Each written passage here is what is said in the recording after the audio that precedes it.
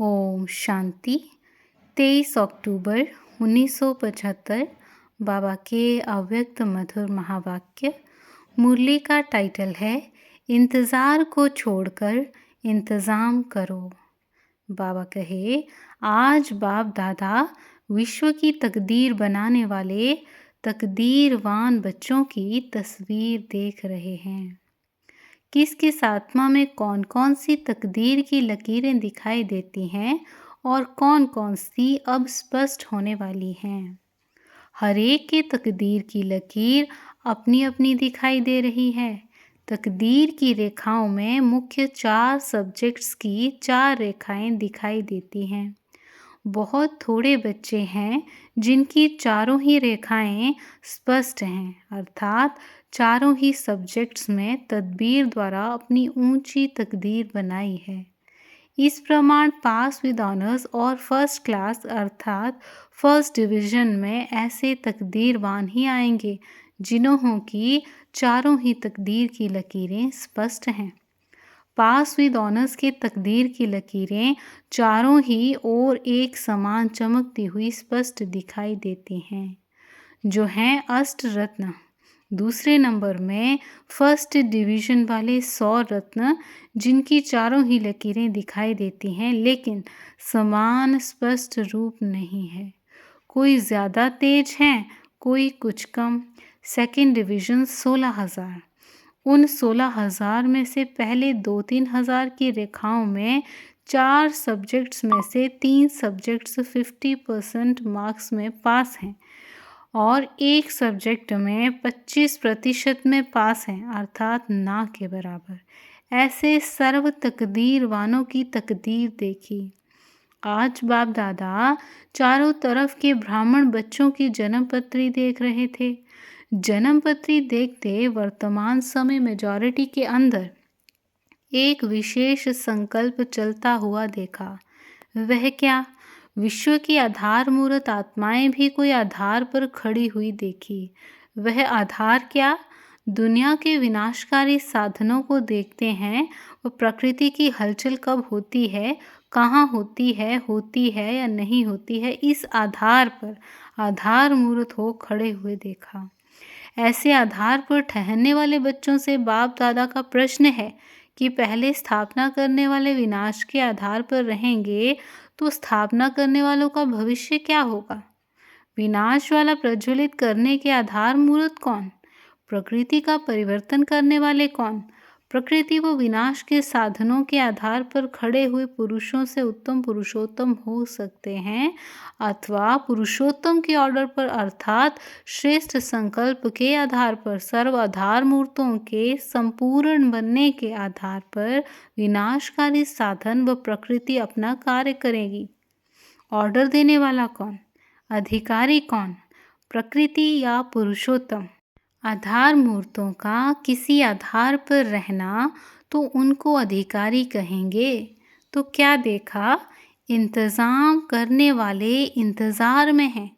इंतज़ाम करने में अलबेलापन और इंतज़ार करने में अलर्ट हैं, चौकन्ने हैं।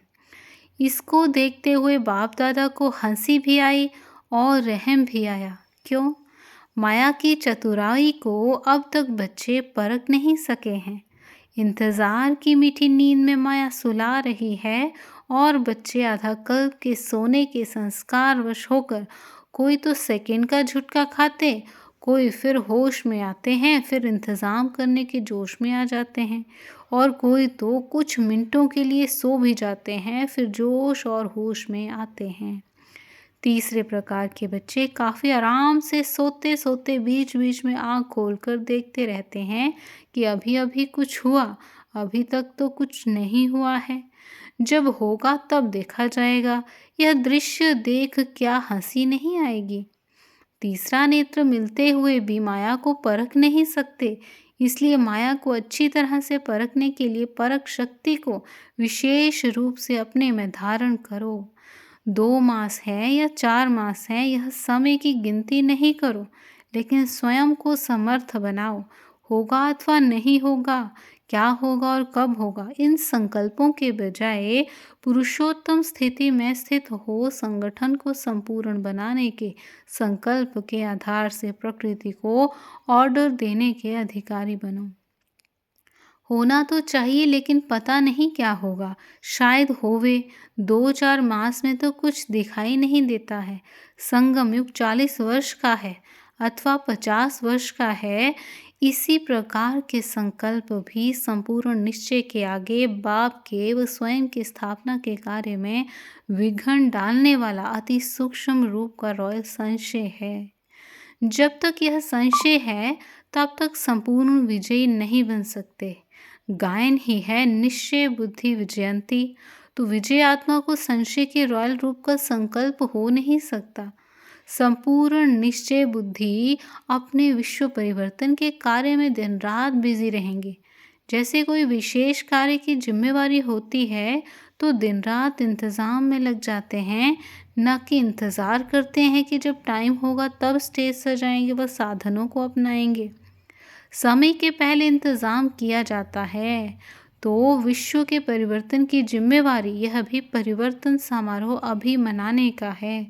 सर्व आत्माओं को अपने अपने अनुसार सतो प्रधान बनाने का, वो बाप का परिचय देने का विशाल विश्व का सम्मेलन करना है। इसके लिए पहले से ही आपको अपनी स्थिति की स्टेज बनाने का इंतज़ाम करना है, या उस समय करोगे। जैसे स्थूल स्टेज के बिना भाषण करना व संदेश देना नहीं हो सकता, वैसे अंतिम समय पर स्वयं के संपूर्ण स्थिति की स्टेज बिना विशाल विश्व सम्मेलन में संदेश कैसे दे सकेंगे, अर्थात बाप को प्रसिद्ध व प्रख्यात कैसे कर सकेंगे। तो स्टेज को पहले से तैयार करेंगे अथवा उस समय करेंगे। इसलिए इंतज़ार को छोड़ इंतज़ाम में लग जाओ। यह संकल्प भी व्यर्थ संकल्प है। इस व्यर्थ संकल्प को भी समर्थ में परिवर्तन करो। अधिकारी बनो। प्रकृति को ऑर्डर करने की समर्थ स्टेज को बनाओ। संगठित रूप से सर्व ब्राह्मणों के अंदर रहम की भावना, विश्व कल्याण की भावना, सर्व आत्माओं को दुखों से छुड़ाने की शुभकामनाएं जब तक दिल से उत्पन्न नहीं होंगी तब तक विश्व परिवर्तन रुका हुआ है। अभी हलचल में हो, एक ही संकल्प में अचल और अटल नहीं हो। अंगत समान अडोल बनना अर्थात अंतिम घड़ी लाना। तो संगठित रूप में ऐसे एक संकल्प को अपनाओ, अर्थात दृढ़ संकल्प की इकट्ठी अंगुली सभी दो। तो यह कलयुगी पर्वत परिवर्तन करके गोल्डन वर्ल्ड को ला सके। समझा क्या इंतज़ाम करना है? अच्छा, सदा एक संकल्प में अंगत समान अचल रहने वाले संपूर्ण निश्चय बुद्धि, हर संकल्प बोल और कर्म में सदा विजयी ऐसे अधिकारी बच्चों को याद प्यार और नमस्ते। दीदी जी के साथ बाबा कहे, संगठन का बल अर्थात एक ही संकल्प। रूहानी यात्री जो डबल यात्रा करने आते हैं, एक मधुबन की यात्रा, दूसरी विशेष मधुबन में रूहानी यात्रा। तो डबल यात्रा करने वाले यात्री जो भी आते हैं वह आराम से अपनी यात्रा सफल करके जाते हैं। सब संतुष्ट रहते हैं। गाया जाता है कि यदि दिल बड़ा है तो जगह भी बड़ी है। स्थूल जगह भले ही कम हो, लेकिन आने वालों की, स्वागत करने वालों की और सेट करने वालों की दिल बड़ी है तो जगह की कमी महसूस नहीं होगी। फिर 63 जन्मों की हुई यात्राओं से तो सब सेल्वेशन संगम की यात्रा पर ज़्यादा मिलती हैं। वह जड़ चित्रों की यात्रा कितनी मुश्किल होती है। आप लोग भी तो यह देख रेख करती हो कि हमारा संगठन एक संकल्प वाला कहाँ तक बना है। शास्त्रों में गायन है कि ब्रह्मा को संकल्प उठा कि सृष्टि रचें, तो सृष्टि रची गई।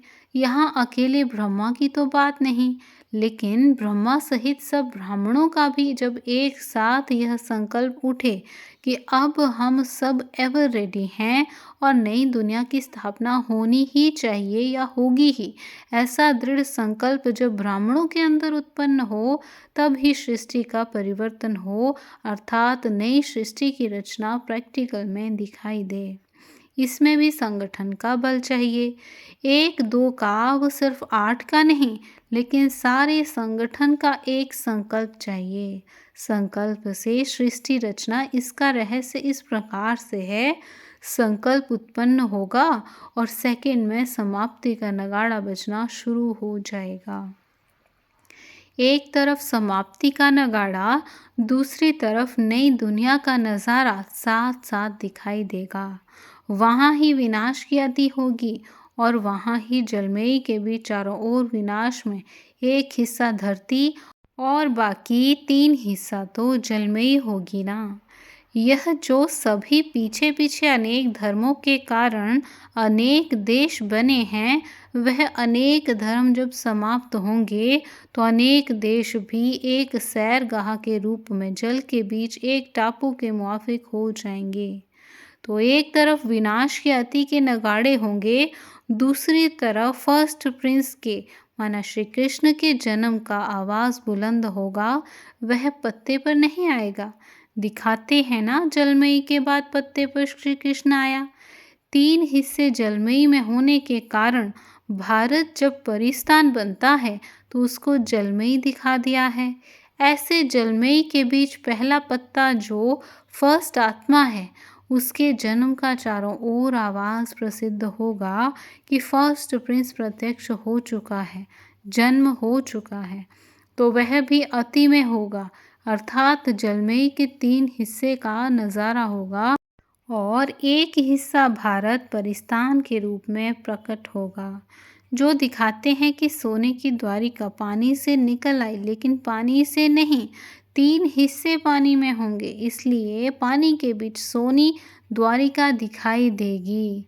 इसलिए कहते हैं कि सोने की द्वारिका पानी से निकल आई। सिर्फ उस बात का पूरा वर्णन नहीं कर सके हैं, तो उसी समय पर फर्स्ट आत्मा के जन्म की जय जयकार होगी। ऐसे नज़ारे सामने आते हैं तो पुरानी दुनिया के महाविनाश का नगाड़ा और नए फर्स्ट प्रिंस के जन्म का नज़ारा साथ साथ दिखाई देगा। जैसे नगाड़ा बजाने से पहले नगाड़े को गर्म किया जाता है, तब आवाज़ बुलंद होती है। यह भी योग अग्नि से नगाड़ा बजने के पहले तैयारी चाहिए, तब नगाड़े में आवाज़ बुलंद होगी। इंतज़ाम में लगे हुए हो ना, इंतज़ार करने वालों को भी इंतज़ाम में लगाओ, तब जय जयकार हो जाएगी। जब शरीर को चलाना आ जाएगा, तब राज्य चलाना आ जाएगा। शरीर को चलाना अर्थात राज्य चलाना, तो राज्य करने के संस्कार भरने हैं ना। नॉलेजफुल कहा जाता है तो फुल नॉलेज में तन मन धन और जन सब आ जाता है। अगर एक की भी नॉलेज कम है तो नॉलेजफुल नहीं कहेंगे। समझा? सदा सफलता मूर्त बनने का आधार भी नॉलेजफुल है। नॉलेज नहीं तो सफलता मूर्त भी नहीं हो सकते। समय के प्रमाण पुरुषार्थ की गति भी तीव्र होनी चाहिए। समय की रफ्तार तेज है और चलने वालों की रफ्तार ढीली है, तो समय पर कैसे पहुँचेंगे? एक बल एक भरोसा, यह है मुख्य सब्जेक्ट।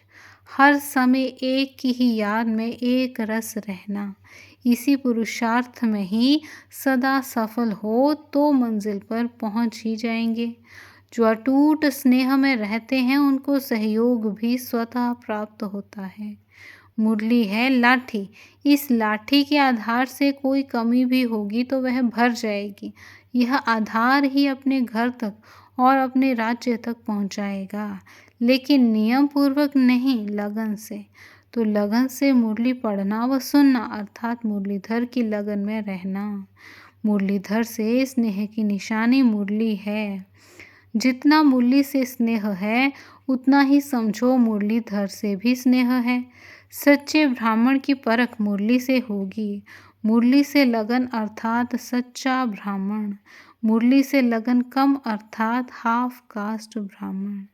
अच्छा, ओम शांति।